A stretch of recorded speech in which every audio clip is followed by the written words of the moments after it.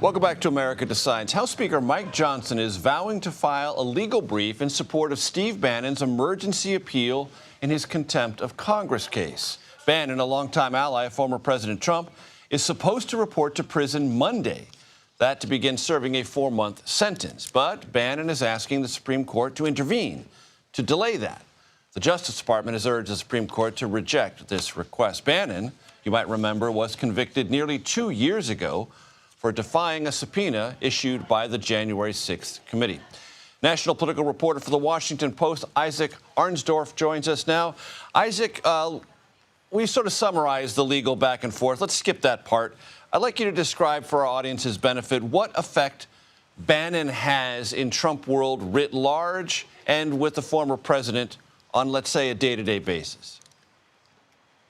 Well, Bannon rather, is kind of a singular voice in the MAGA movement. I mean, he's not officially on Trump's campaign like he once was, but, you know, there are some benefits to having that little bit of distance also, where he can kind of try things out and take positions that even the campaign doesn't necessarily want to be responsible for. And actually, you know, this prosecution and conviction and the possibility of a jail sentence here has only served to burnish Bannon's stature in the movement, as Trump himself once told Bannon, this jail thing is making you a star.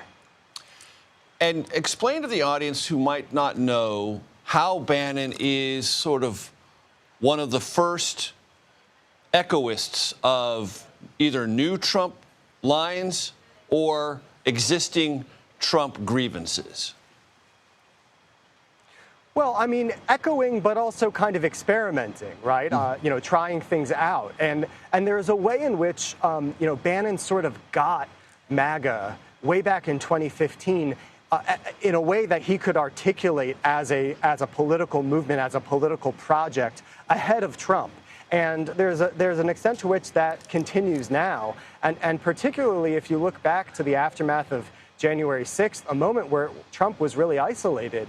And Bannon did a lot, had a huge role in kind of galvanizing the movement in recovering from that defeat and bringing them, mobilizing them back to a place that paved the way where Trump could have a comeback and be the Republican nominee again.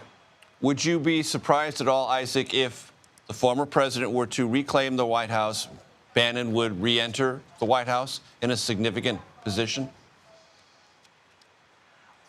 You know, I think similar to the relationship on the campaign now, you know, there's kind of a more natural mode for Bannon to be kind of the outside media iconoclast than to actually be the West Wing employee. So, you know, I think the dynamic that they have now is working pretty well for both of them. You know, they are still in touch, and Bannon is more frequently in touch with some of Trump's aides. So, you know, sometimes we call him former advisor, and you know, really a better term is sometime advisor.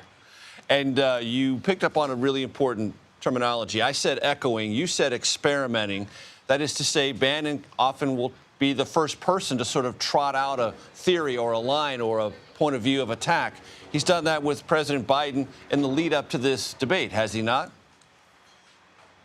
Yeah, and, you know, sometimes those things that Bannon will throw out there, you know, will disappear and never be heard from again if they don't stick. And part of the challenge of reporting on him and listening to his show is trying to sort out what's a lot of blowing smoke and what's real. But, you know, I think recent history has shown when he's onto something, he can really be onto something. And what's going on now, if I've got time, is sure, you know, this delegitimizing of the legal system in parallel to the way that Trump and Bannon and their allies delegitimized the election system back in 2020, and the way that you know, Bannon described himself in a recent speech as a leading edge of being prosecuted, or from his point of view persecuted, in the same way as Trump and the January 6th rioters who have been convicted, and that he described it as that the audience, the MAGA movement, has to be the next wave on the beach. And that's a really important point, Isaac, because first they cast doubt on a legitimate, verified, legally certified election. Now they cast doubt on the legal system trying to hold them account for doing that. That seems to be a two-pronged effort, both by Bannon and former President Trump, to topple the very system that they believe resists them or try to hold them to account?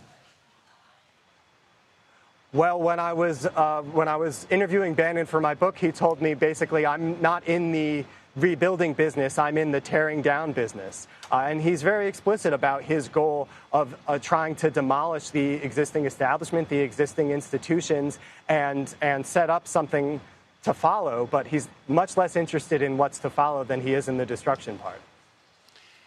And is he in any way, shape, or form, Isaac, conscious of that gap, meaning I'm all there and eager and willing to tear something down, but don't trouble me with the consequences or my ideas about the rebuild?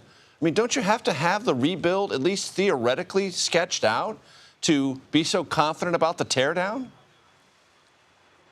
I think fundamentally his theory is that if you redefine the two-party system as one elitist, globalist, left-wing party called the Democrats and one working-class, right-of-center, nationalist party called the Republicans, he thinks that's a recipe for Republicans to dominate American politics for decades or even a century.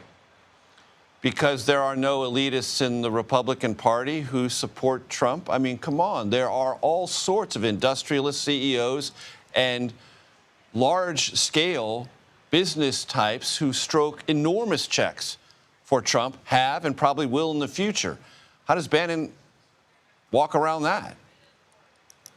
Well, that's exactly why you hear Bannon and Trump's supporters being so tough on Republicans, on fellow Republicans, you know, often like getting more animated about them than actually about Democrats, because, you know, they're sort of taking for granted that the Democrats aren't going to be on their side, but the Republicans are the ones in their way of accomplishing this political project. And, you know, Bannon is not wrong when he talks about when he trained the movement to view that the reason that Trump failed in 2020 to keep himself in power despite losing the election was because of a few uncooperative Republicans at key points in the chain of counting and certifying and the peaceful transition of power. And what Bannon and Trump and the Republican Party in their image has systematically done since is try to remove all of those Republicans from the party and from their positions so that that won't happen next time. So their power may continue. Isaac Arnsdorf, thanks very much.